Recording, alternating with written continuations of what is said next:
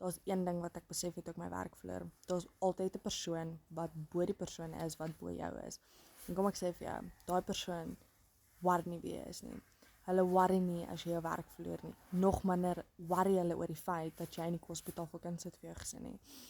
En dit is presies die rede toe ek my werk verloor het, toe ek begin besef dat ek wil my eie baas wees. Nie net vir die rede dat ek my eie inkomste kan genereer nie, maar vir die rede dat ek nooit weer iemand anderse, wat bo iemand anderse is, moet kan sê wat my gesin kan doen, wanneer hulle dit kan doen nie, en hoekom ek nie kos op die tafel kan sit vir my gesin nie.